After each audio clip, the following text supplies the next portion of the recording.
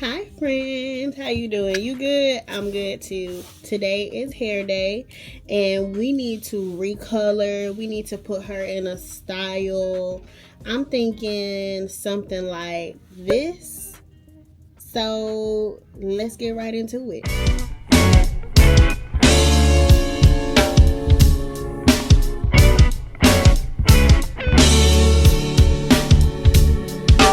I remember holding hands.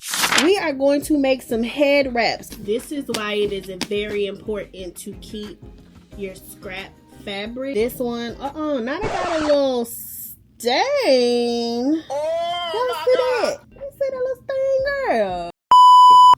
For our hair color, I'm going red again. I love red.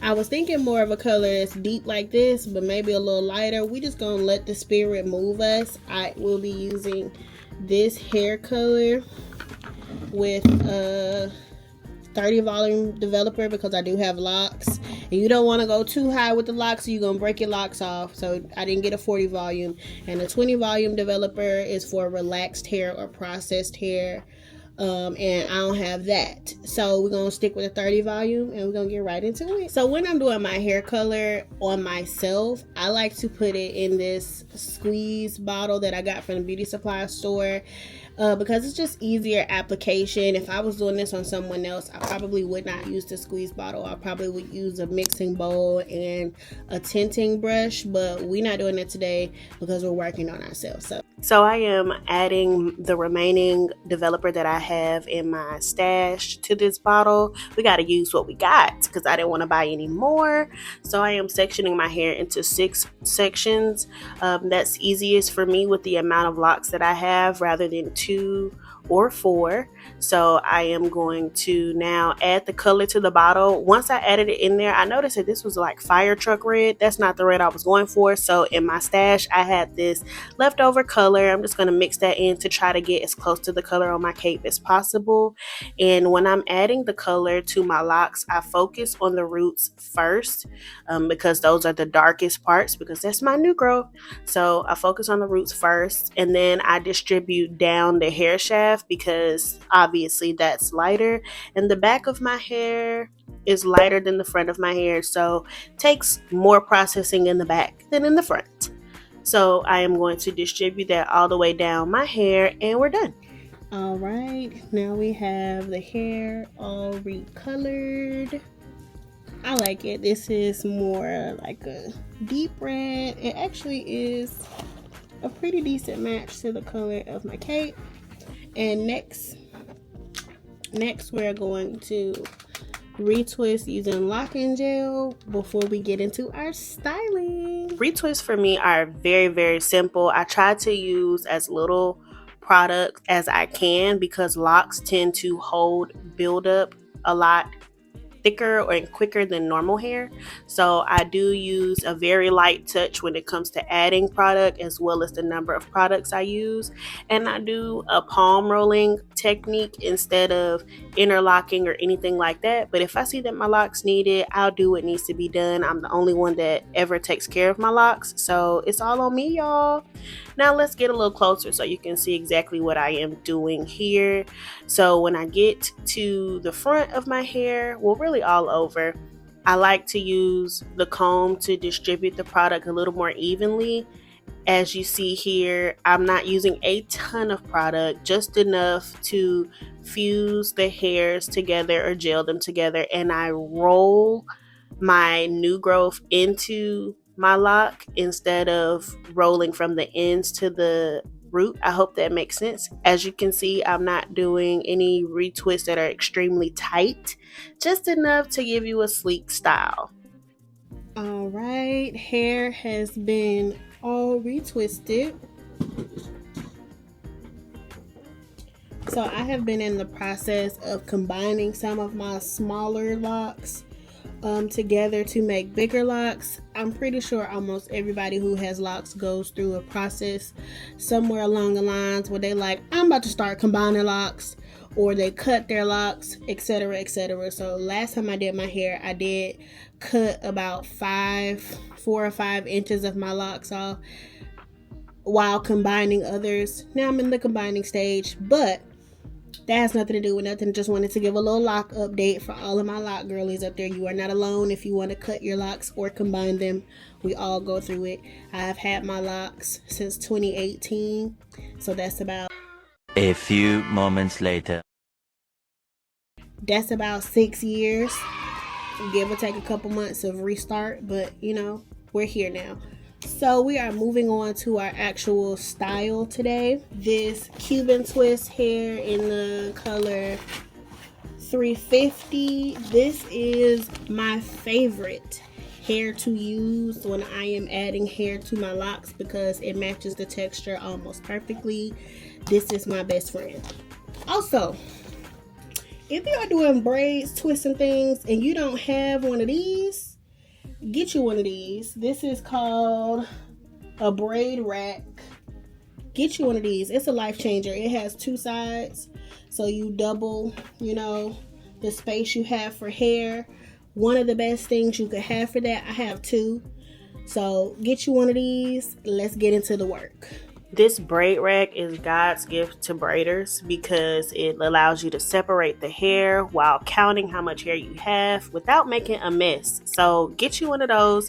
I'm going to be using about 3 pieces for each braid, so it helps me know how much hair I'm using. Now I am sectioning my hair just like with any other braid style or knotless style. You need to pre-part. Same thing for your locks. Now I will be twisting my sections into a light twist and tying them with a rubber band, just so at the end of this pre-parting I can see how much space is in between each section and make sure that all of my sections are uniform. This is just the easiest process for me when I'm doing my hair. So as you'll see in a second, I have finished all the way up to the front with my pre-part, and now it's time to add the hair. So I have separated my sections. These are basically the sections that I'm going to be braiding. These are basically the sections that I'm going to be braiding, and we're just going to do jumbo knotless braids is the style that we're going for today. So I've already done the back of my hair, and now we're going to move on to the front so you can see exactly what I'm doing.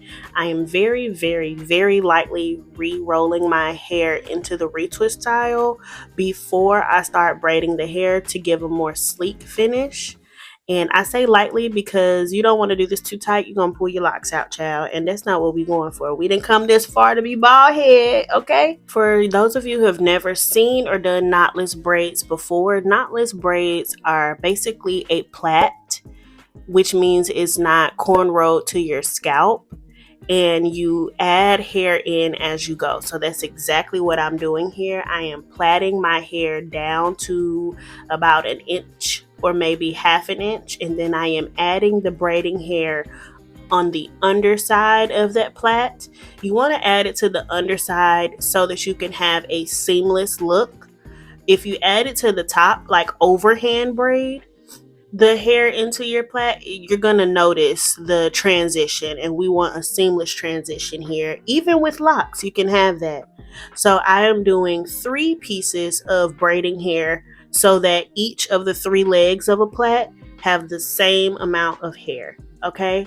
And as I am braiding down, I am making sure that my locks are tucked inside of the pieces of the braiding hair. And I do this by wrapping that braiding hair around my lock as I go. So I'm splitting the 2 legs, making sure that they're wide enough to cover my hair, and I'm tucking that hair inside. And I do that for all 3 legs as I go down the braid. You can see me kind of slowing down here to make sure my locks are covered because I want them tucked neatly inside. This is a protective style, so we want to protect the locks as well. And you want to take your time as you go down the braid to keep it as uniform as possible. Okay, sit in front of a mirror if you need to, a camera if you need to make sure that you are as uniformed as possible. Now, because locks are already in its own shape and are not flat like normal hair, you will have to take extra measures to keep the lock uniform. That means sometimes you have to stop reassess the braid, look and see where anything is poking out, and try your best to cover it. Now, the ends of your locks may poke out as the style wears, just because the ends of your locks may not be curly, they may be rounded on the end, and that's just a little more challenging to tuck, but that's fine. So when I get down to the ends of my hair, I am using a perm rod and I am rolling from the bottom to the top. This is going to come in handy later and you'll see. But let's try this again with looking at how I am adding the braiding hair to my locks. So once again, I am lightly retwisting, and I say lightly because as you braid down, your locks will get tighter, and you don't want to cause any stress headaches or any stress points in your scalp, because that could obviously affect the health of your hair. So I am separating the hair between my fingers, starting to plait down. Once I am at a good point, I add the braiding hair under, pull it over, and braid down a little more so I can get to the next leg that needs hair. And once I am at that point, I take the hair, add it under the braid, separate it between the two legs that need it, and pull it over to continue my plait down. And we're just going to continue this process for all three pieces. And I am adding the hair at the very beginning of my braid instead of later on, because I don't want my braids extremely long. I don't want them uneven, and I want to make sure that it is full at all the way through the length of my braid instead of at one point over another. And I will be adding perm rods once I get to the end. I know ain't nobody asked me, but I'm gonna go ahead and tell y'all a little tea about me. I have been a hair braider since I was 8 years old. I was a neighborhood babysitter and hair braider, aka the girl you call when you want your braids slayed. And one thing that I have learned is that every braider has their own technique. So everybody will be a little different. If you want a tutorial or deeper tutorial on how to do this style, drop Knotless in the comments. All right, so we have all of the braids done, and I did put perm rods at the end because I'm going to dip them. This is what it looks like, and I got this pitcher from Amazon that I've been using to heat up the water for my braids. It comes with a stand and a cord. This is what the inside looks like. Super simple, super cheap. I think I maybe paid $15 for this. So I'm going to use this to heat up my water. I'm going to dip my braids, let them dry, take the perm rods off, and we done, son. Dipping your hair is very easy, but it can be very dangerous. As someone who has suffered third-degree burns from hot water and dipping braids, please take your time and please be careful. So I sectioned my hair into 4 sections, as I have done this whole time, and I am dipping my hair, or dipping the braids, down to where my hair stops into the water. And you can see bubbles coming up in the water from dipping your hair into it. That's how you know that you're doing it correctly. I let the excess water drip off so that I just don't have a pool of water in my towel. And I use the towel to soak up as much water as I can from the dipped braids, and I let it dry a little bit before I take the perm rods out. Now, because I rolled the perm rods from the bottom to the top, you take it out from the top to the bottom. All right, hair is done.